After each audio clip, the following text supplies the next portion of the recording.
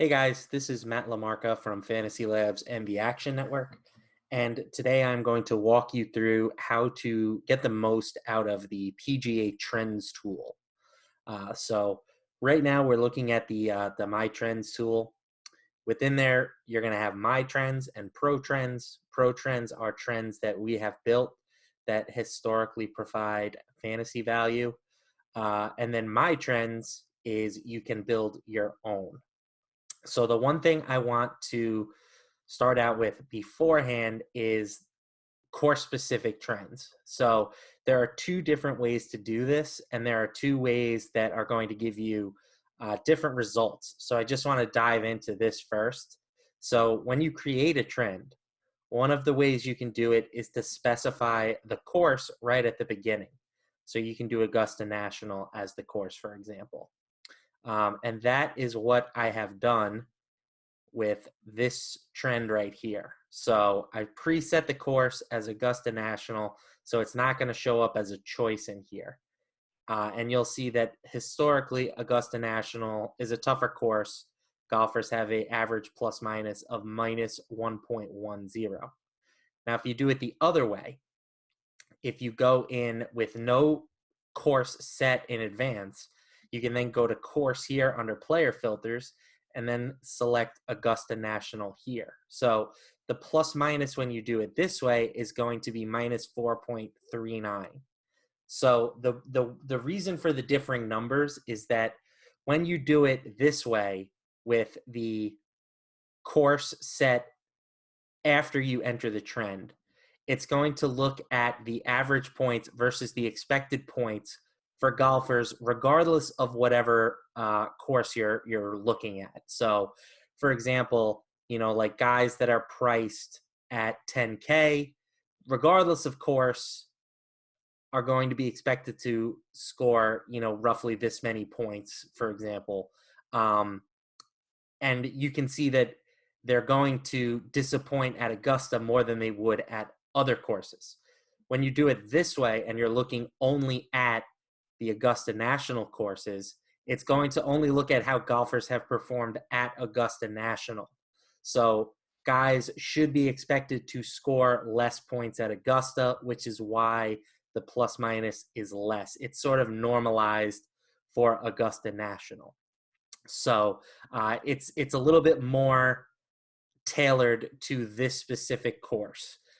You can still do it this way. I actually think that when Justin Bailey does his course breakdown articles, this is how he does it, but he adjusts everything off of this baseline. So, for example, if we're looking at long-term driving distance, let's go to long-term driving distance. And actually, let's go to long-term driving distance percentile. And we're looking at guys who are in the top 20%. It's going to have a negative plus minus, but that still is roughly 4 points higher than the average plus minus for Augusta National.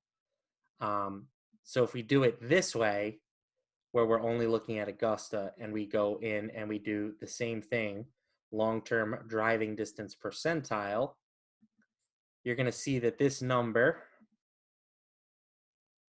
is going to be pretty similar, expected points and actual points. The only thing that's going to be different is the expected points here are going to be a little bit lower. So now that that's out of the way, let's look at some of these different metrics that you can use within building trends. So if you haven't seen the tutorial video for the models, I break down basically what all of these different terms mean. So if you're seeing anything that you're not familiar with, you should go in and check that out. But basically, we have adjusted round score, greens in regulation, driving distance, driving accuracy, putts per round, scrambling, long-term field score, eagles, birdies, bogeys, the count, meaning, how many times they've played over the long term, miscut percentage, miscut score, and then par 3, par 4, and par 5 scoring.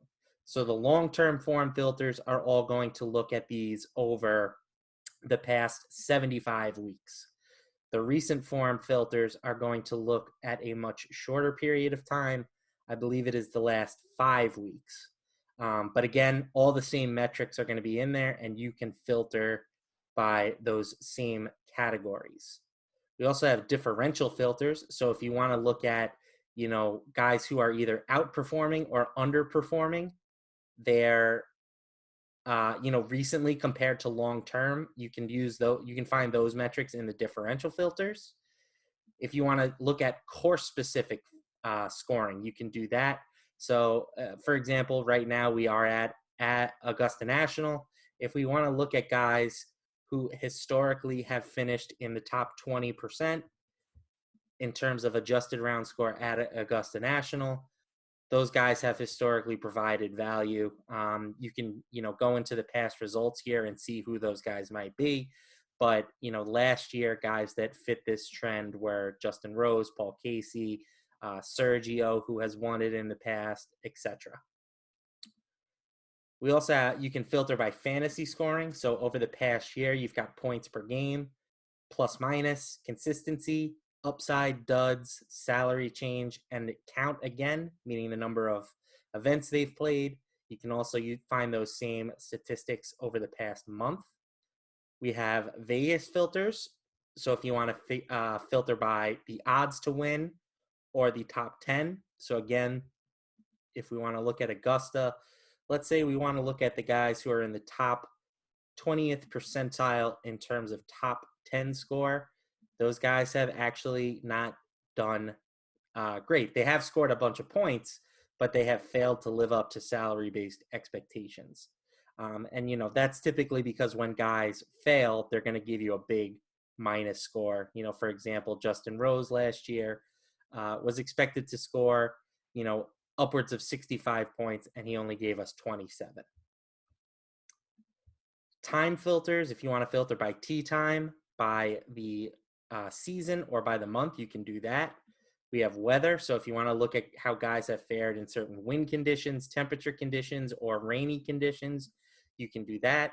And then if you want to filter by pro trends. So again, just to give you an example, let's say we want to see how guys with a high number of pro trends have fared. So it looks like the max is around 13.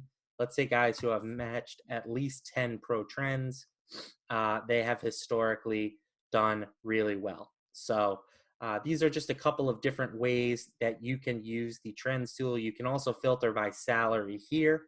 So if you want to look at, golfers who fit certain criteria within a certain price range, you can do that in combination. So let's go back into the Vegas filters here. We'll look at the top 10 guys again. Let's look at, guys in the top 80. Let's expand it. Let's go top 60th percent, or, the top 40% here from 60 to 100. And then let's also add a salary filter. So let's say guys who are cheaper than 10,000. Historically, if you can find a cheap guy with good Vegas odds at Augusta, it has been a nice investment for you. So you can use, salary in combination with some of these other filters. You can definitely play around and combine these together to create trends that are a little bit more powerful than if you're going to use them on their own. And you can also, once the Augusta is live, you'll see current matches for anybody that fits whatever trend you're looking at. And you can also look at the past results. All right. If you want to delete your trend, you can just click up here and you'll get rid of it. Edit will allow you to change the name if you want to change the name of your trend. And back will simply bring you back to your My Trends page here. And then once again, you can filter between My Trends and Pro Trends. And you can also change, if you only want to see DraftKings, if you have FanDuel trends, you can break that down at the bottom. So hopefully this video was helpful. If you still have questions, feel free to reach out to me on Twitter, reach out to Justin Bailey, who is great at the PGA content that he provides for, Fantasy Labs and also the Action Network. He just did his breakdown for the Mexico World Golf Championship contest. So, and then also we have a bunch of other, walkthrough videos for the models and lineup builders and things like that. So hope you enjoyed. And hopefully, I will see some of you guys at the top of the leaderboards.